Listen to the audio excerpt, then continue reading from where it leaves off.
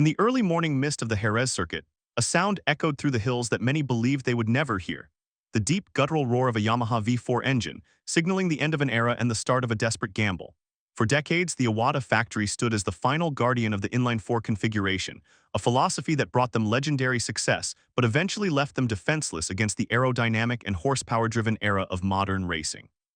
As the garage doors slid open, the atmosphere was thick with a tension that surpassed a typical private test. This wasn't just another development session, it was a fundamental identity shift for one of the most prestigious names in motorsport. Toprak Razgatlıoğlu, the man many consider the most naturally gifted talent outside the permanent MotoGP grid, walked into a garage that had been transformed into a high-security laboratory. The stop-and-go king was no longer just riding for lap times. He was stepping into the center of a storm that had been brewing for 3 seasons. Insiders noted that the internal pressure within the team was at an all-time high, as engineers from Japan and Europe clashed over the final electronic mapping of this prototype. Every eye in the paddock was fixed on the blue garage, waiting to see if the combination of the world's most aggressive breaker and a completely unproven engine architecture would create a masterpiece or a disaster. The shift was radical, the risks were monumental, and as the bike was warmed up, it became clear that the history of Yamaha was about to be rewritten. But as the first session began, the silence from the data engineers suggested that the revolution was starting with more questions than answers. Beyond the carbon fiber fairings lies a mechanical puzzle so complex that even the sport's most seasoned veterans are struggling to decipher its true potential. The move to a V4 architecture isn't just about changing the shape of the engine. It involves a total reimagining of weight distribution, gyroscopic forces, and the way a bike communicates with its rider. During the Jerez sessions, reports surfaced that the Yamaha V4 was operating under extreme electronic constraints. To protect the longevity of the prototype components, the engine was reportedly running in a pre-mapped safety mode, effectively strangling the raw horsepower that Toprak Razgatlıoğlu desperately needed to find the limit.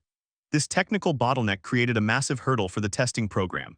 While the V4 is inherently narrower, allowing for more advanced aerodynamic packages, it lacks the sweet corner speed characteristics that the old inline-4 provided. The power delivery was described by those close to the project as jagged and unpredictable, a far cry from the linear, smooth response Toprak had perfected in his championship-winning years. Engineers were seen working late into the night, poring over telemetry that showed a worrying lack of stability during high-speed acceleration exits. The struggle to tame the beast wasn't just about speed. It was about trying to find a balance between a motor that wants to tear the rear tire apart and a chassis that isn't yet ready to handle that level of aggression. The sheer volume of data being generated was staggering, yet the one metric that mattered, the rider's confidence, was trending in the wrong direction. The beast had a heart, but it didn't yet have a soul that Toprak could trust. What happens when the world's most unstoppable force meets a machine that refuses to be moved? This was the central conflict at the Curva Dry Sack, where Toprak's signature stoppie entries, a maneuver that has redefined modern racing, met the harsh reality of prototype geometry. In the World SBK Paddock, Toprak is a wizard on the front brakes, often lifting the rear wheel off the ground while still carrying immense speed into the apex. However, the V4 prototype brings a completely different center of gravity. As the test progressed, it became evident that the bike's weight bias was pushing the front tire past its thermal limit almost instantly whenever Toprak tried to apply his usual level of pressure. This braking paradox meant that his greatest weapon was effectively neutralized. Each time he attempted to dive into the corner with his trademark aggression, the front end would protest, leading to several near-miss moments that sent a chill through the Yamaha garage. The telemetric data revealed a disturbing trend. The more Toprak tried to force the bike to behave like his previous machinery, the slower the lap times became. He was missing apexes by meters, forced into a riding style that felt alien and restrictive. It was a psychological battle as much as a physical one. To be fast on the V4, he would have to unlearn the very instincts that made him a world champion. The frustration was visible even through his tinted visor. The man who could make any bike dance was suddenly finding himself out of step, and the paddock began to wonder if the king of late braking had finally met a machine that he couldn't bend to his will. Behind the heavy curtains of the Yamaha pit box, the air was cold. But the conversations were heating up as the reality of the technical mismatch began to set in. Witnessing the body language between Toprak and the chief engineers was like watching a high-stakes chess match where both players were losing. There is a garage wall that exists in testing, a point where the rider's feedback and the engineer's data stop aligning, and Jerez was the site of a major breakdown in communication. Toprak's feedback was consistent. He lacked the front-end feel necessary to commit to the corners. Meanwhile, the simulations suggested the bike was performing exactly as designed. This disconnect led to intense closed-door meetings that stretched long into the evening. Sources indicate that there was a fundamental disagreement regarding the chassis stiffness. Toprak wanted more flex to gain feedback, while the Japanese engineers were hesitant to compromise the structural integrity required for the V4's torque. The real reason for the struggle started to surface. It wasn't just a bike issue but a philosophical one.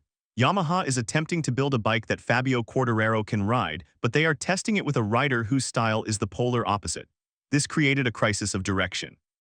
Should they chase Toprak's extreme requirements or stay the course for their primary GP rider?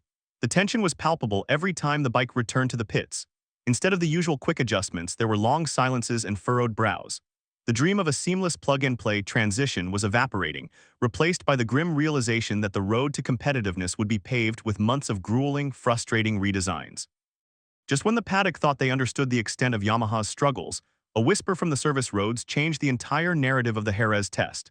It is no longer a secret that the 2027 regulations will move the sport toward 850cc engines, and insiders have suggested that Toprak wasn't just wrestling with a current-spec V4, but was also evaluating a top-secret 850cc development mule. This revelation adds a layer of extreme complexity to the struggle. If Toprak was jumping between two vastly different engine platforms, his sensory perception of the limit would be completely shattered. The 850cc prototype reportedly handles like a much lighter, more nimble machine, but it lacks the top-end punch of the current 1000cc units. Trying to find a rhythm while switching between a high-torque V4 and a high-revving 850cc would be a nightmare for any rider, let alone one trying to prove he belongs in the premier class. This double-blind testing strategy was a massive risk by Yamaha. While it gathers vital data for the future, it effectively sacrificed Toprak's ability to tame the V4 in the present. The physical and mental exhaustion of adapting to two different power curves, two different engine braking maps, and two different weight distributions in the span of a single weekend is staggering. It explained the erratic lap times and the unusual number of wide lines Toprak was taking. He wasn't just testing a bike, he was being used as a human computer to calibrate two different futures at once. The shocking truth wasn't that he was slow, but that he was being asked to do the impossible, and the strain was finally starting to show. In the high-pressure cooker of international motorsports, there is no such thing as a private test when rival scouts are armed with long-range lenses and stopwatches. As the sun beat down on the Jerez tarmac, rival team managers from the European manufacturers were seen gathered on the service roads, their faces a mix of curiosity and quiet satisfaction. The Paddock judgment was swift and unforgiving. The consensus was that Toprak looked uncomfortable. For a rider of his stature, who usually looks like an extension of the machine, seeing him fight the handlebars was a staggering sight. The rumors began to circulate instantly. Had Yamaha made a mistake? Was Toprak too superbike for the intricacies of a V4 prototype? These whispers carry weight in a world where sponsorship and factory contracts are decided by perception as much as performance. The pressure from the international media and the looming shadow of the current factory lineup created an environment where every mistake was magnified. Insiders noted that the atmosphere within the team became increasingly defensive as the test concluded. The weight of expectation from the fans, who were desperate to see Toprak dominate, was now being met with the cold reality of a development curve that is still in its infancy. The fallout from this test goes beyond the lap times. It affects Toprak's stock in the rider market and Yamaha's reputation as a technical powerhouse. The judgment was out. The V4 was not the magic bullet everyone had hoped for, and the road ahead looked increasingly treacherous for both the rider and the brand. As the final checkered flag waved and the roar of the V4 finally went silent, a solitary figure remained in the back of the garage, staring at a monitor that held the secrets of his difficult weekend. Toprak Razgatlioglu didn't leave the circuit with the triumphant smile the fans expected. Instead, he left with the quiet intensity of a man who knows he has just entered the toughest fight of his career. The Jerez test was a reality check that echoed through every corner of the racing world. The struggle to tame the Yamaha V4 wasn't a failure, it was an exposé on the sheer magnitude of the task at hand. The bike sat under a blue tarp, a silent monument to the technical hurdles that still remain. For Toprak, the dream of MotoGP isn't dead, but it has been stripped of its romanticism. He now knows that the V4 is a beast that cannot be charmed, it must be broken. The real reason for his struggle was a perfect storm of technical immaturity, conflicting testing goals, and a riding style that is currently at war with the laws of physics. But as he walked away from the garage, there was a sense that the Paddock shouldn't mistake his frustration for defeat. The history of this sport is defined by those who can adapt when the world changes beneath them. The taming of the beast hasn't happened yet, and the countdown to the next session has already begun. The world is watching, the critics are talking. But for the lone rider, the only thing that matters is the next time the garage door opens and the roar begins again. The shadow of Jerez will follow them to the next track, and and only time will tell if this was the start of a legendary comeback or the beginning of the end.